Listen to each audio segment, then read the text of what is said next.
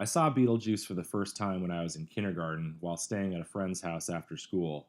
Next to the I beam from Sesame Street a few years back, it was the scariest thing that I'd seen up until that point. I had that image of the guy with the shrunken head in the back of my mind for years.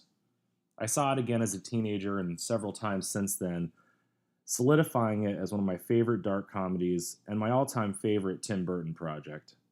It might have been a little too much for my 5 year old self, but it was a landmark in my viewing history because it was the first dark comedy I'd ever seen, a genre I'd grow to love. The story starts fast, introducing Alec Baldwin and Gina Davis as a married couple settling into their new house.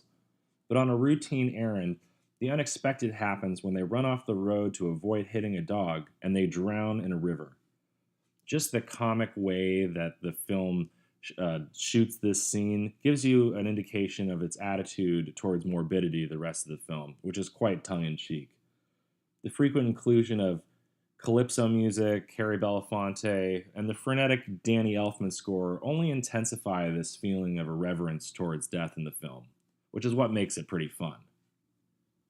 Baldwin and Davis return home realizing that they didn't survive the crash. They find a handbook for the dead and are left to their own devices until an obnoxious, absurd couple from New York City moves into the house, along with their morbid daughter, played by Winona Ryder. Because of her connection with death or something like that, Winona Ryder is the only one who can see them. She begins spying on them just as they discover that there's this guy out there called Beetlejuice, who they find a paper ad for, as well as randomly see a television spot for, who is advertising himself as a bioexorcist. Now, this idea alone is just one of the best parts about Beetlejuice. It's such a unique, fun idea for a movie. Rather than have an exorcist who expels spirits, we have a spirit who expels living things. Despite the advice of their death caseworker, Juno, they decide to contact Beetlejuice and quickly regret it as he's very obnoxious and offensive with them and is probably not at all what they were expecting.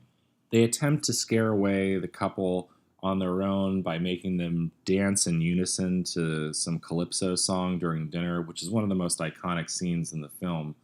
But this only makes the couple interested in the business side of living in a haunted house. Essentially, they could sell tickets.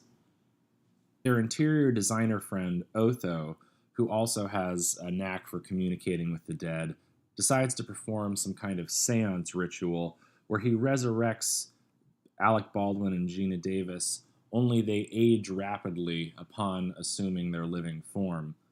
In order to save them, Winona Ryder contacts Beetlejuice and agrees to marry him in exchange for his help in saving Baldwin and Davis.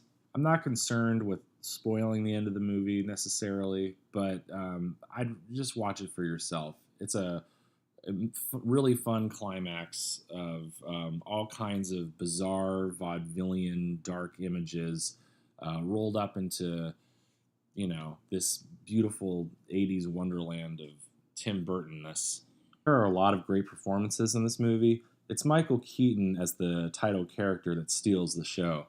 He's like an evil Groucho Marx. He has this vaudevillian quality that straddles the line of zany and psychopathic. He's not even in the movie that much, but every moment he's on screen is magic.